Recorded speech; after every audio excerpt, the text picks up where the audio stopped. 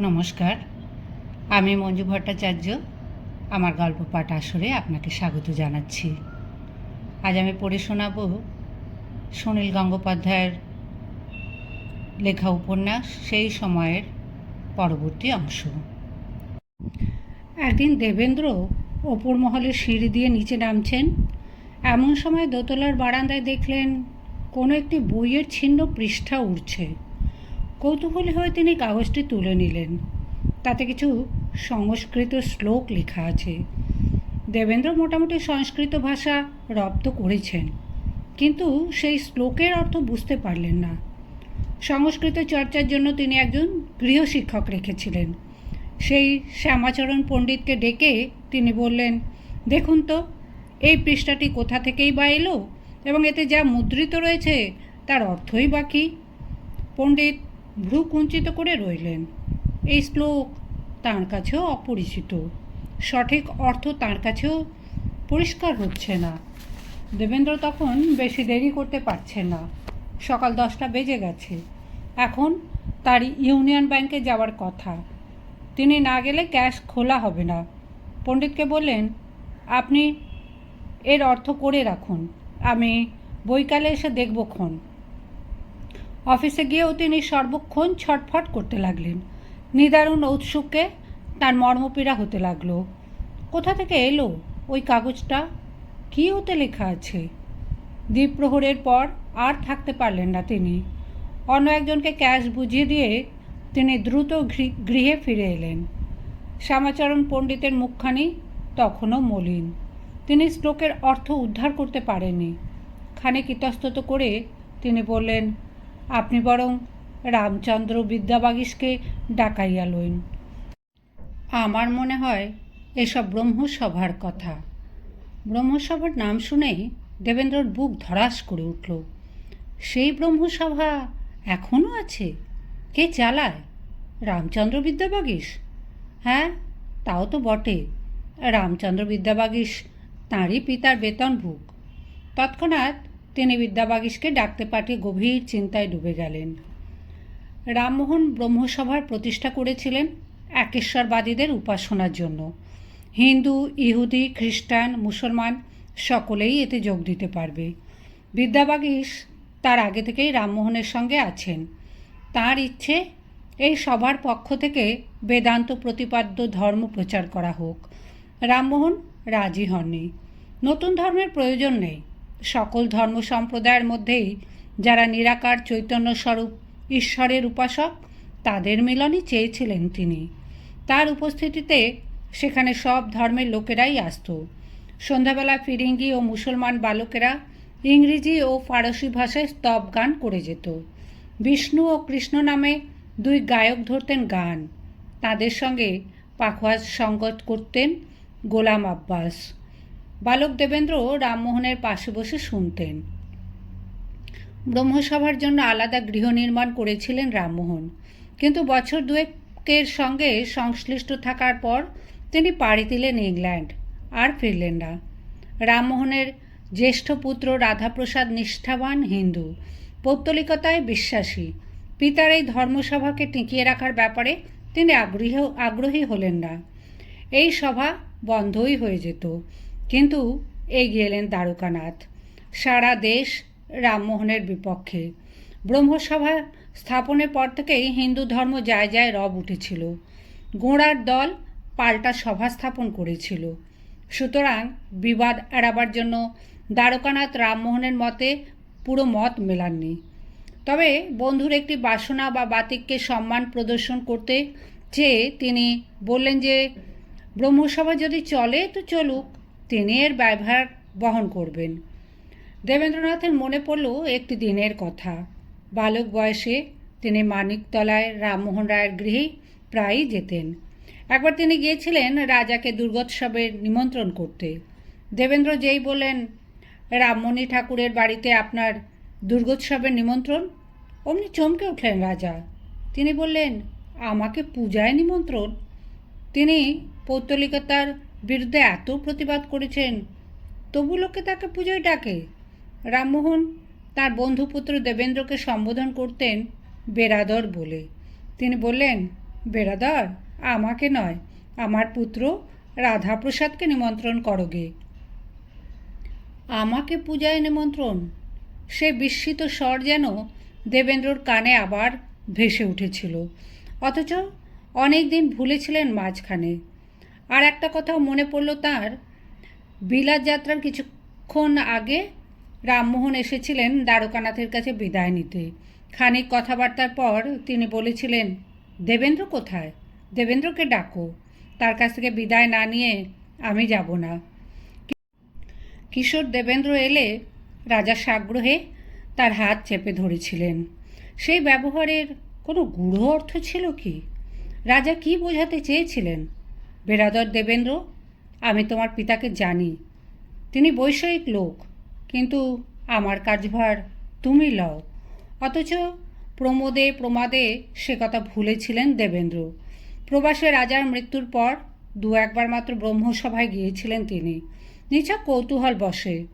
সেখানে তখন দারুণ দৈন্যদশা। প্রবল জেদে রামচন্দ্র বিদ্যাবাগীশ একাই সেখানকার দ্বীপ জেলে রেখেছেন। আর একজন দ্রাবিড় ব্রাহ্মণ সেখানে উপনিষদ পাঠ করেন। কোনো দিন তিনি না এলে রামচন্দ্র বিদ্যাবাগীশ নিজেই একমাত্র উপাসক, নিজেই উপাচার্য এবং নিজেই শ্রোতা। বৃষ্টি বাদলার দিন কিছু লোক এমনি হঠাৎ ঢুকে পড়ে সেখানে। তাদের কারুর হাতে বাজার ভর্তি ধামা, কারুর হাতে টিয়া পাখি। উৎসাহিত হয়ে রামচন্দ্র বিদ্যাবাগীশ উপদেশ শুরু করে দেন। শ্রোতারা গোল গোল চক্ষু করে শোনে এবং বৃষ্টি থামা মাত্র হুড়মুড়িয়ে বেরিয়ে চলে যায়। এসব দেখে কৌতুকবোধ করেছিলেন দেবেন্দ্র, আর যাননি। মধ্যে কয়েক বছর তিনি ব্রহ্মসভার কথা একেবারেই বিস্মৃত হয়েছিলেন। ডাক পেয়ে রামচন্দ্র বিদ্যাবাগীশ জোড়াসাঁকোয় ঠাকুরবাড়িতে এসে দেবেন্দ্রর সামনে আসন গ্রহণ করলেন। যথাবিহিত সম্মান প্রদর্শনের পর দেবেন্দ্র প্রশ্ন করলেন, মহাশয়, এই ছিন্ন পৃষ্ঠাটি কোন গ্রন্থের? এই শ্লোকের অর্থ আপনি আমার নিকট ব্যাখ্যা করতে পারেন কি? বিদ্যাবাগীশ পৃষ্ঠাটি পরীক্ষা করে বললেন, ইহা তো ঈশ উপনিষদের শ্লোক, ব্রহ্মসমাজ সংকলিত গ্রন্থ হইতে ছিন্ন হইয়াছে। এ কাগজ এ স্থলে আসিল কি প্রকারে? দেবেন্দ্র বললেন, তাহা আমি জানি না, আপনি শ্লোকের অর্থ আমাকে বুঝিয়ে দিন।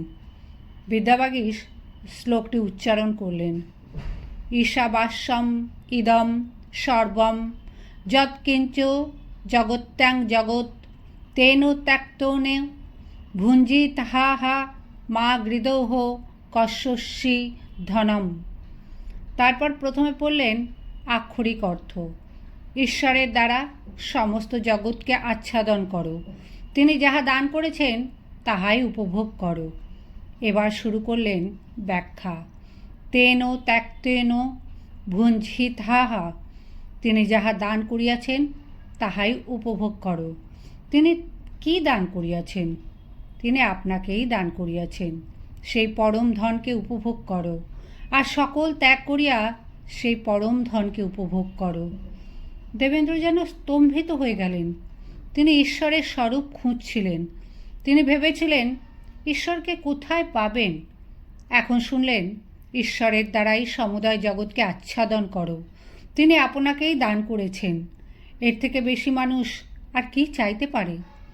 এই উড়ন্ত কাগজ যেন এক দৈব বাণী বহন করে আনলো তাঁর কাছে। অভিভূতের মতন উঠে গিয়ে তিনি বিদ্যাবাগীশকে প্রণাম করলেন। রামচন্দ্র বিদ্যাবাগীশও ব্যাকুল হয়ে খুঁজছিলেন একজন মন্ত্র শিষ্যকে। দেবেন্দ্রর মধ্যে তিনি তাকে পেয়ে গেলেন। এক প্রচারকের সঙ্গে মিলন হলো এক মুমুক্ষুর। তাঁর এই নবলব্ধ জ্ঞানের চর্চা ও প্রসারের জন্য দেবেন্দ্র কয়েকজন বন্ধুকে নিয়ে প্রতিষ্ঠা করলেন তত্ত্বরঞ্জিনী সভা। দ্বিতীয় বৎসর সেই সভার নাম বদলে হলো তত্ত্ববোধিনী।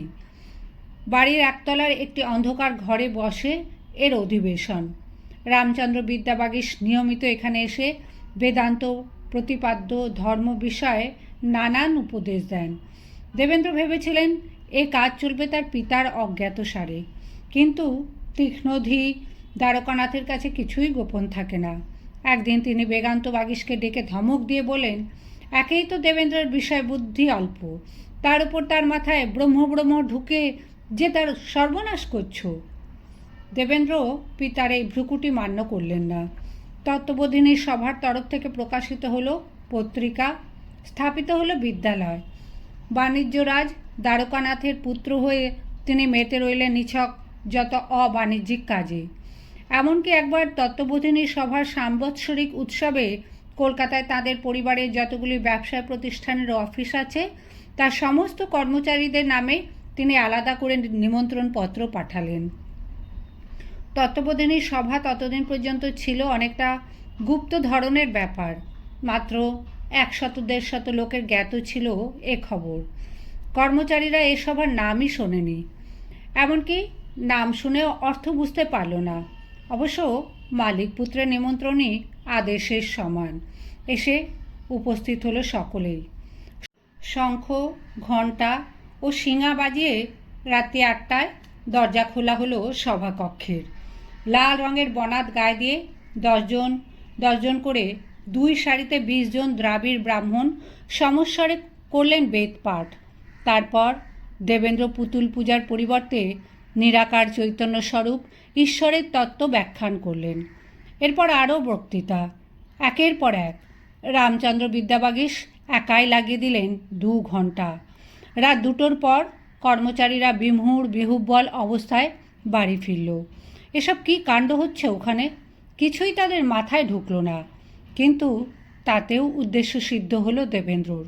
তিনি তত্ত্ববোধিনী সভাকে প্রকাশ্যে জনসমক্ষে নিয়ে এলেন। কিছুদিনের মধ্যেই দেবেন্দ্র বুঝলেন তত্ত্ববোধিনী সভা ও ব্রাহ্ম সমাজকে আলাদা করে রেখে লাভ নেই। 2 সভারই উদ্দেশ্য যখন এক, তখন একসঙ্গে মিলে যাওয়াই ভালো। তত্ত্ববোধিনী সভার মাসিক উপাসনা হতে লাগলো ব্রহ্মসভার উপাসনার সঙ্গে মিলিয়ে। এই পর্যন্ত এগিয়ে দেবেন্দ্র একটু থমকেছিলেন। রামমোহনের ব্রহ্মসভার সঙ্গে প্রকাশ্যে একাত্মতা স্থাপনের বহু রকম প্রতিকূলতা দেখা দেবার সম্ভাবনা শুধু হিন্দু সমাজের কাছ থেকেই নয়, নিজেদের পরিবার থেকেও। স্বয়ং পিতা কি বলবেন ঠিক নেই। দ্বারকানাথ পুত্রকে মুখে রূঢ় বাক্য বলেন না, কিন্তু সময় উপযোগী ব্যবস্থা গ্রহণে তিনি অবিচল। কিন্তু দেবেন্দ্র তখনও অস্থির হয়ে আছেন। তার নির্মল চিত্তে কোনোরূপ ছলনার স্থান নেই। বহু কালাবধি প্রচলিত ধর্মীয় আচার সংস্কার ও পূজা পার্বণ সম্পর্কে তার মন বীতশ্রদ্ধ হয়ে গেছে। একথা সকলকে না জানানো পর্যন্ত তার স্বস্তি নেই। যে সত্যের সন্ধান তিনি পেয়েছেন সেই সত্যের স্বাদ তিনি দিতে চান অন্যকে। এই সত্য সাধনা যেন পৃথক এক ধর্ম, এর প্রচার প্রয়োজন, এবং তারও আগে প্রয়োজন এক ধর্মীয় দল স্থাপনের। দেশের মানুষকে খ্রিস্টানি থেকে দূরে সরিয়ে আনার জন্য এই নবধর্মের প্রচার ছাড়া গত্যন্তর নেই। এ ব্যাপারেই দ্বিধায় দুলছিলেন তিনি। বেলগাছিয়া ভিলা থেকে অকস্মাৎ চলে এসে বারান্দায় একলা বসে থেকে তার বারংবার মনে হতে লাগলো বৃথা সময় চলে যায়। তার পিতার বাহ্য আড়ম্বর ও জাঁকজমকের বিরুদ্ধে তার একটা প্রতিবাদ রাখা দরকার। জীবনের উদ্দেশ্য নয় পার্থিব জগতে সবার ঊর্ধ্বে ওঠা, জীবনের উদ্দেশ্য সত্যের প্রতিষ্ঠা। জ্যোৎস্নাময় আকাশের দিকে চেয়ে তিনি প্রেরণা চাইলেন। তার মনে বল এলো। তিনি উঠে দাঁড়িয়ে তৎক্ষণাৎ মনে মনে একটি শপথ নিয়ে নিলেন।